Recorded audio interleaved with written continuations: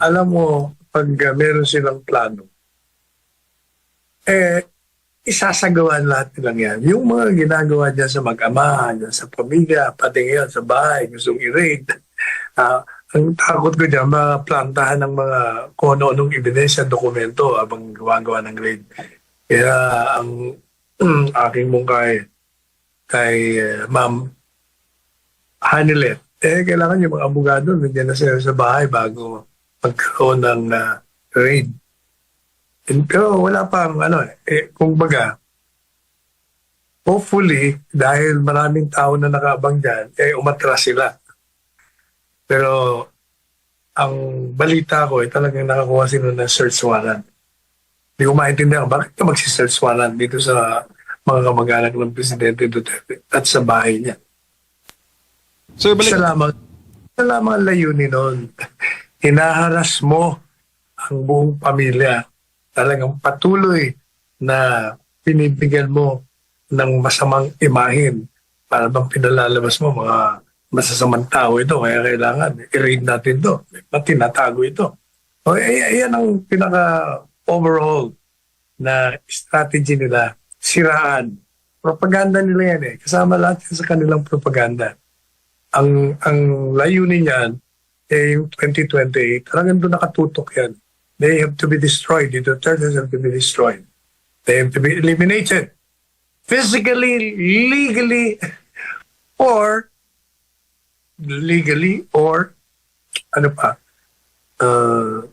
lahat ng pamamaraan. Basta kailangan mawala yan sa political landscape sa 2028. Either i-impeach mo yan, tanggal na mo ng posisyon, o kaya i-demanda mo, ipakulong mo, kaya ngayon, napakulong na nila. O kaya kasama lahat yan . Politika lahat yan. Sir, dahil po sa politika, isa po sa mga pinakatumatak po sa ating comment section doon sa naging statement ni Pastor, ang katagang un-Filipino. Tinatouch po ni Pastor yung ating cultural sense na tayo mga Pilipino, tayo po'y magalang, tumatanaw ng utang na loob at may respeto sa kapwa. Pero pag narinig daw yung salitang un-Filipino, Attorney Sal, sabi ng ating mga nagko-comment, Marcos agad ang kanilang naaalala. Sir, the word un-Filipino, quoting from the statement of our beloved pastor. Your thoughts, sir? Kaya hindi na ako pupunta doon sa un-Filipino . Pupunta na lang ako doon sa simpleng konsepto. Meron tayong batas. Meron tayong saligang batas. At nakatakda lahat doon ang pamamaraan kung paano mo ididemanda, aarestuin, ididetinig, ipakukulong, sesentensyahan ang isang akusado. At yung lahat na yan ay nilabag nila. Wala silang inobserba sa lahat ng proseso ng batas. Maliban pa dyan, ang pinakamatindi dyan, ipinagkanulo ng gobyerno ito. Isinorender, can you imagine, sinuko mo yung kalahi mo. Meron kang sariling sistema legal. Kung totoo yung sinasabi mong meron siyang nagawang krimen, dapat idinimanda mo yan dito. Bakit ibibigay mo? Kayo na rin ang nagsabi, ang gobyernong ito na rin ang nagsabi, na walang jurisdiction, dahil tayo ay may sariling sistema legal, ito'y malusog, ito'y lumalakad, marami na tayong inusig, marami na nakulong, marami na nagdusa. Bakit naman itong kay Presidente Duterte, hindi mo na nga dinimanda rito, isinuko mo pa sa dayuhan. O yan, pwede sabihin, sa halip na maging Pilipino ka, kapwa mo Pilipino, para kang sa panahon ng Hapon. Yung tatakip ng mga bayong, tinuturo nila yung mga kapwa nila. Ganun ang ginawa ng gobyerno ito. Maraming salamat, Attorney Sal. Samantala, tinawag po ni Senator Ronald Bato de la Rosa na taksil si Pangulong Ferdinand Marcos matapos ang iligal na pagkakaresto kay former President Rodrigo Duterte sa bisa umano ng isang arrest warrant mula sa ICC. Si Val de Vinagracia sa detalye. Dismayado si Senator Ronald Bato de la Rosa sa mga naging kaganapan ngayon. Anya, ramdam nito ang matinding pagtataksil ng kasalukuyang administrasyon sa naging papel nito sa iligal na pag-aresto kay dating Pangulong Rodrigo Duterte. Sa isang panayam sa Senado, emosyonal na inamin ni De La Rosa na hindi niya inaasahan ang ginawang kooperasyon ng gobyerno ni Marcos Jr. sa ICC. Malinaw niyang natatandaan ang pangako noon ni Marcos Jr. na hindi makikipagtulungan ang Pilipinas sa International Criminal Court o ICC pagdating sa investigasyon sa war on drugs ng Duterte administration. Pero kabaliktaran ang ginawa nito. Feeling betrayed. Feeling betrayed. Betrayal to the max. Ayon sa senador, labis siya nasaktan sa ginawang pagtalikod ng Marcos Jr. administration sa pangakong ito, lalo na tila nagmadali ang gobyerno na ibigay si Duterte sa ICC. Ito'y sa halip na iproseso muna sa loob ng sariling sistema ng hustisya ng Pilipinas. That's a very flimsy alibi for me. So, That's a very flimsy alibi that only goes to show that talagang sila interesado na i-commit si President Duterte doon sa ICC. Hindi man lang tinasin sa local courts natin yung inaresto nila, dinaresto ka na binyahe, masyado silang atat na atat. As the President, you can reject outright, sorry, we have commitment sa inyo, pero at this time, hindi namin kayo pwede magbigyan dahil we do not recognize the jurisdiction of ICC sa aming bansa.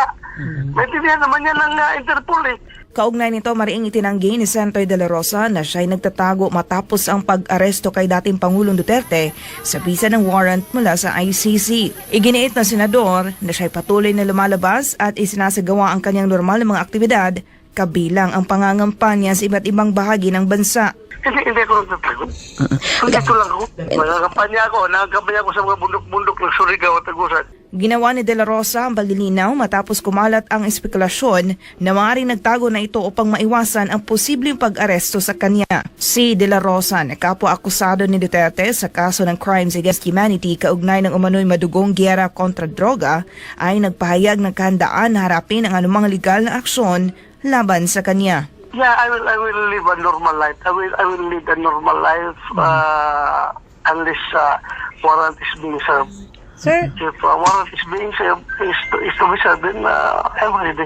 Dagdag pa ng senador, kung sakaling ilabas na ang kanyang arrest warrant, handa siyang sumuko at samahan si Duterte sa detention.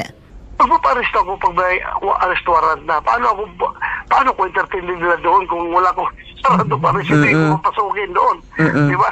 Hindi ko papasukin. Sa kabila ng kinakaharap na kaso, patuloy ang paninindigan ni De La Rosa na hindi siya magtatago sa batas. I can run. The Philippines is too wide for me to hide. I can run. And I can use some connections to hide. Para sa Diyos at sa Pilipinas kong mahal, ako si Valdivina Gracia, SMNI News. Attorney Sal, Taksil, CBBM, ayon kay Senator Bato. Kasi, kung matandaan po natin, katunayan itong programang ito, pinuri siya. Sabi niya, walang jurisdiction dahil kumalas na tayo dyan sa ICC.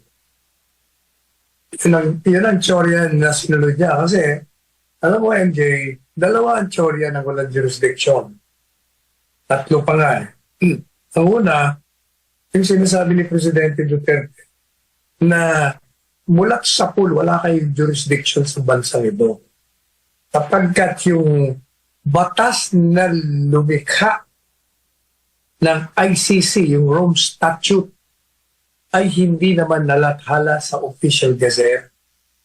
At yan ay requirement, mandatory yan. In fact, maliban pa dyan sa civil code na sinasabi na ang isang batas ay magkakaroon lamang ng lakas, ng buhay, kung ito'y may lathala para malaman ng tao kung ano ang mga kalakaran na hindi niya pwedeng dapat gawin at kung yung ginawa niya ay mananagot siya. Kaya yan, isang mandatory requirement na tinatawag para magkaroon ng puwersa, magkaroon ng force and effect ang isang batas. Kaya mulat sa poll, sinasabi na nga ni President Duterte, and I agree 100%, na talagang walang jurisdiction. Lalong-lalo pa ang Korte Suprema sa kaso ng Tobera. sinabi ng Korte Suprema, yan ang sinasabi ng batas natin. Pag hindi mo yan nilatala, wala, hindi na buhay. Wala, patay. Wala rin batas na dapat patupad. Walang dapat na sundin kasi nga walang batas. Oh, so, walang jurisdiction. Pero dahil nga, sinasabi ng mga iba na hindi, pumasok tayo sa treaty. Meron tayong pinirma na tratado eh. At yan ay naratify ng Senado. Kaya, miyembro tayo. Yan ang teorya. Pero dahil nga sa aking legal advice, na kung yan lang ang problema nyo, di kumalas tayo. At kumalas nga tayo ng March 17, 2019. So, wala na. So, that's the second theory. Kumalas na tayo eh. The first theory is, you never acquire jurisdiction over us simply because your law has no force in effect at the inception. Ulat sa pool. Pangalawa, kung meron man na tayo naging miyembro, ay kumalas na nga. So, dalawa na. Wala kayong jurisdiction. Yung pangatlo pa, dahil lang pinagpipilitan, hindi. Kasi nung miyembro kayo, nasimulan na namin ang investigation. Mali na naman sila ron. Kasi hindi naman investigation ang ginawa nila. Ang ginawa nila, pinag-aralan nila, iniimbestigan nila ang kanilang mga sarili at yung mga kalakaran kung maaari silang pumasok, kung maaari silang kahit na wala na yung estadong miyembro, ay pwede pa silang makialam. Kasi nga, yung principle of complementarity yung tinatawag, kahit na miyembro ka ng ICC, pag yung miyembro ay may kakayahan na usigin ng mga kriminal at malakas ang kanilang sistema legal, hindi ka pwedeng pumasok. Makakapasok ka lang kung walang kakayahan. At kung may kakayahan man, ayaw usigin. Hindi ba nagkaroon pa nga ng palitan dyan? Kasi sinasabi ng gobyerno na huwag na kayo mag-imbestiga kasi malakas ang aming sistema legal. Pero sabi ng ICC, hindi. Papasok kami. Mali sila kasi wala naman talaga silang investigasyon. Ang ginawa nilang tunay na investigasyon, kaugnay sa kaso, siguro 1 taon at mga ilang buwan pa bago nagsimula yung investigation proper. Kasi tingnan ninyo ang record, yung solicitor, special prosecutor ng ICC, humingi ng pahintulot sa ICC na kung pwedeng magsimula na yung kanilang investigasyon. At pinayagan naman sila. Pero that was after matapos tayong mag-withdraw. Kaya on all fours, sa 3 rason na binigay ko, wala talaga silang jurisdiction. Yan ang palagi nakakalimutan. Kaya pag sinabi mo na yung warrant of arrest, sabi ni Senador Bato, hindi ako tatakas sa warrant, ako'y nakahandang sumunod dyan. Hindi, Senador Bato, mali ka dyan. Yung warrant of arrest, illegal Ba't ka susunod sa illegal? Hayaan mo sila. Wala silang jurisdiction. Ang ginawa nila ni Presidente Duterte, talagang illegal. Ang masahol dyan, illegal na nga, wala na nga jurisdiction. Itong gobyerno natin na itinakda ng saligang batas na ipagtanggol, proteksyonan mo ang estado, ang bansa, ang soberentiya, ang mga karapatan. Ito pa ang nagpakanulo. Siya pa ang hindi lang tumulong Ako, hindi sa akin naniniwala ito. Sabi nila, we cooperate. Hindi. Kayo mismo ang gumawa. Kasi yung Interpol, nakiusap lang kung pwedeng tulungan nyo kami. Kasi nirefer sa kanila ng ICC yung pag-aresto. Wala naman silang kapangyarihan mag-aresto rito. Kailangan yung police natin. Ginawa nila. Anong tawag ba nun? Ibig sabihin, hindi pag-a-assist yun. Sila mismo ang lumabag sa ating mga batas. Marami po silang batas na nilabag. Unahin natin yung batas natin sa lokal. Pag meron kang ipakukulong, meron kang demanda, kailangan dumaan ka muna sa proseso. Anong proseso? Kailangan sa hukuman. Hindi pa pwedeng basta kukunin mo ang isang tao, ikukulong mo. Kailangan may due process nga tinatawag eh. Hindi nila ginawa yan. Ang ginawa nila, pagbaba niya, inaresto, dinala sa Villamor, at nung gabi, pwersang inilipad. O.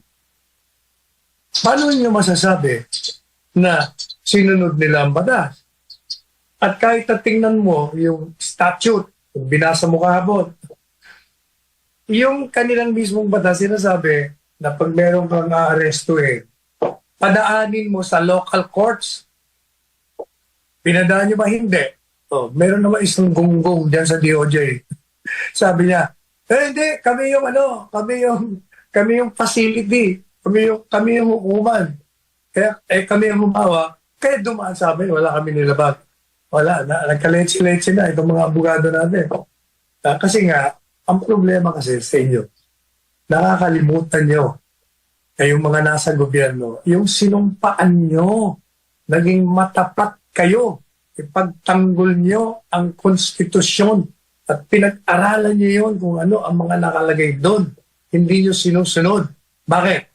Kasi una, either kayo'y takot na lumabag, kagustuhan ng nakakatas nyo, o kaya nagsisip-sip kayo. O kaya naman may iba pang konsiderasyon. O iyan ang problema dyan. Kaya ang mungkay kong Senador, huwag mo nang sabihin na ikaw ay haharap sa rule of law. Walang rule of law nga Senador Bato, walang rule of law. Hindi nga nila sinunod ang rule of law kay Presidente Duterte. Pareho nang hindi nila pagsunod doon sa kaso ng KOJC, kay Pastor Kibuloy, kaya naman nakakulong din. So, kahit dalawa na sila magkaibigan, nakakulong. Mabuti sana kung magkasama sila sa isang sela, magkalayo pa, sa ibang bansa pa. Kaya nga, tumakbo kami sa Korte Suprema. At natutuwa naman tayo na meron na kagad aksyon ng Korte Suprema at binibigyan ng gobyerno ito ng magpaliwanag ka kung bakit hindi namin kakatigan ang petisyon ng habeas corpus na i-final ng 3 anak. Kasi ang hinihingi po namin, dali nila si Presidente Duterte para magpaliwanag sila. Sigurado ko sasabihin nila, Your Honors, wala na sinuko na namin Hindi namin madala. Hindi po pwede yung katwiran na yan. Sabi nila, wala na. At saka wala na tayong jurisdiction. Nandun sa ibang bansa. Hindi rin po pwede yung ganong mga kabalbalang katwiran. Sapagkat pag ikaw ay gumawa ng isang illegal na hakbang, illegal na akto, you commit an illegal act. That illegal act that you have done or committed or performed follows you wherever you go. Hindi pa pwede. Otherwise, kung susundin natin yung katwiran na yan, ang gagawin nila palagi, ay gagawin sila kalokohan, tatakbo sila sa ibang bansa para wala nang jurisdiction. Hindi pa pwede yan. May jurisdiction ang Korte Suprema. Sapagkat ang ginawa nila ay paglabag. Kahit sa saan nila dinala si Duterte, mananagot sila at may jurisdiction ng ating bansa. Yes, sir. At ito'y dalawa sa huli nating mga katanungan sa ating palatuntunan ngayon, attorney. Nanindigan po ang